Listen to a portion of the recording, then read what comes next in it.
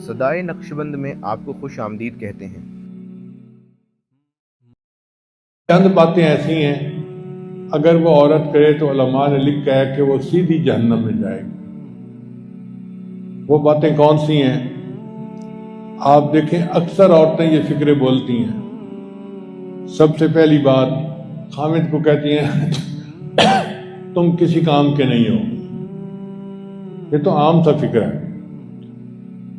پھر دوسری بات تمہیں تو عقل ہی نہیں ہے۔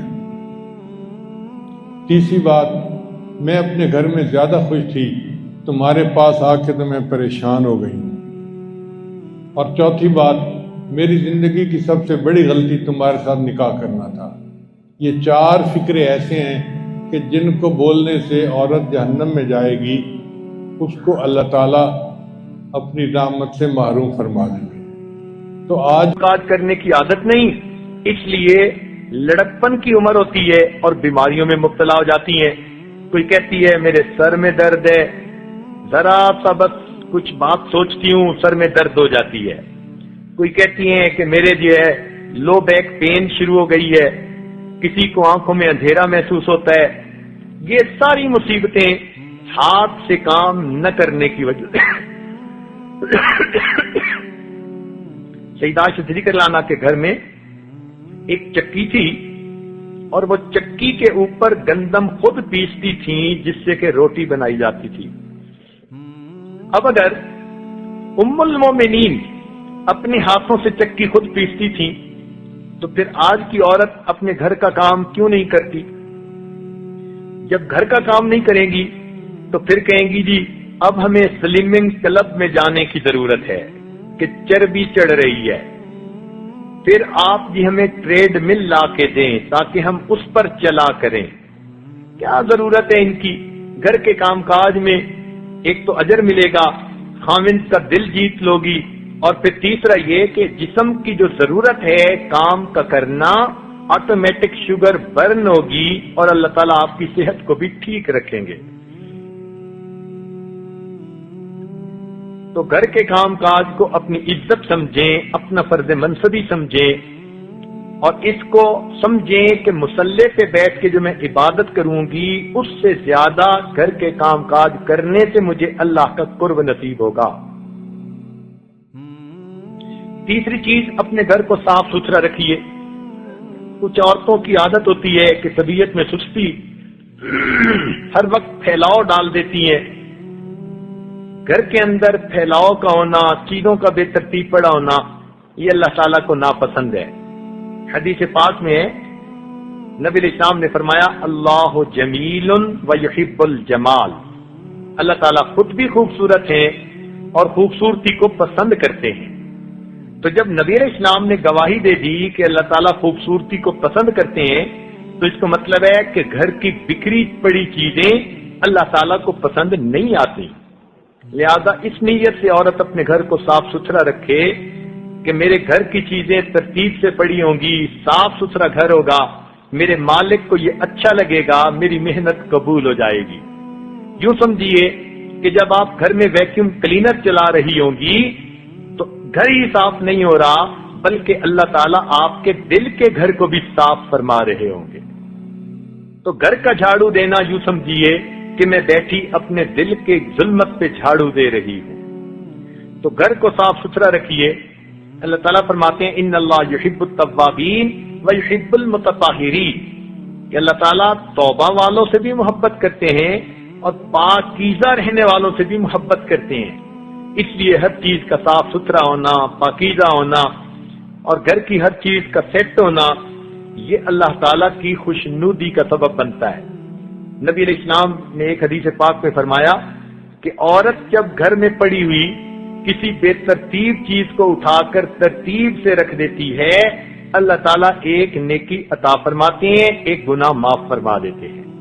اب دیکھیے ہر عورت گھر میں برتن درست کرتی ہے تو کتنی نیکیاں مل گئیں، کتنے گناہ معاف ہوئے۔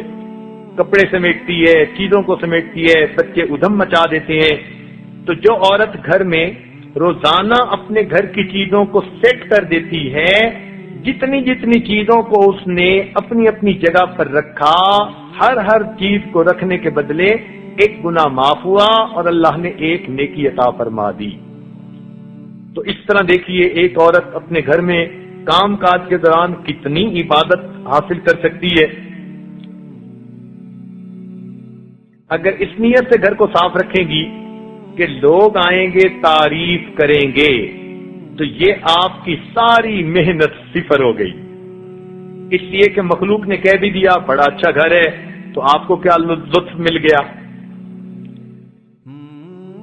اگر اتنی محنت کر کے پسینہ بہا کے فقط لوگوں کی زبان سے ہی آپ نے سننا ہے جی بڑا اچھا گھر ہے، تو اللہ فرمائیں گے فقط قیل، یہ کہا جا چکا۔ تو یہ مت نیت کریں، نیت یہ کریں کہ میں گھر کو سیٹ کروں گی، میں گھر والی ہوں، یہ میری ذمہ داری ہے۔ اللہ تعالیٰ خوبصورت بھی ہیں، خوبصورت چیز کو پسند بھی فرماتے ہیں، میں اپنے گھر کو سیٹ کروں گی تو اللہ تعالیٰ خوش ہوں گے۔ سیٹ کرنے کا یہ مطلب نہیں ہوتا کہ اب اس میں آپ کرسٹل سجائیں گی اور اس میں آپ سینکڑوں ڈالر کی چیزیں لا کے رکھیں گی، یہ سیٹ کرنا نہیں۔ جتنے وسائل ہوں جیسے بھی ہوں، مگر چیز کے اندر صفائی ہو اور سلیقہ مندی ہو۔ صفائی کے لیے کوئی ڈالروں کی ضرورت نہیں، بلکہ انسان نے اپنے کپڑے تو دھونے ہی ہوتے ہیں، تو ذرا صاف ستھرے کپڑے رکھنے کی عادت رکھ لے۔ اسی طرح چیزوں کو تو سمیٹنا ہی ہوتا ہے، تو سلیقہ مندی سے چیزوں کو رکھ لے۔ تو صفائی اور سلیقے کا ہونا یہ گھر کے خوبصورت ہونے کی دلیل ہوتی ہے۔ یہ ضروری نہیں ہوتا کہ وہ ایسا چپس کا بنا ہوا ہو، ایسے پتھر ہوں کہ باہر ملک کے آئے ہوئے ہوں، تب جا کے گھر خوبصورت ہوتا ہے۔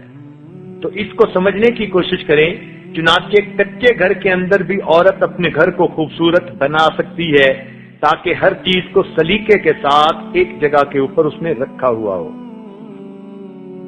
چوتھی بات، سنی سنائی بات آگے کرنے کی عادت اپنے اندر ہرگز نہ ڈالیں۔ کئی عورتیں ادھوری باتیں سن کے اپنے خاوند کو پہنچا دیتی ہیں اور بعد میں پھر کچی پڑتی ہیں، یہ بہت بری عادت ہے۔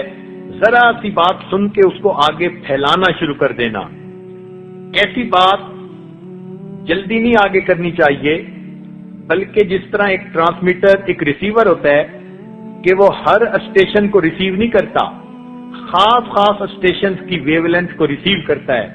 بس آپ بھی اپنے کانوں کے ٹرانسمیٹر کو ایسا سیٹ کریں کہ جو بھی عورت کوئی بات کر رہی ہے بس کانوں تک تو سب آ جائے، دل میں ہر بات کو نہ جانے دیا کریں۔ دل میں وہی بات جائے جو ٹھیک ہو، شریعت و سنت کے مطابق ہو۔ سنی سنائی باتیں جلدی سے ادھر کر دینا ادھر کر دینا، یہ عورت کے لیے مصیبت کا سبب بن جاتا ہے۔ پھر کی ہوئی بات، جی میں نے ایسے تو نہیں کہا تھا، پھر جھوٹ بولنا پڑتا ہے۔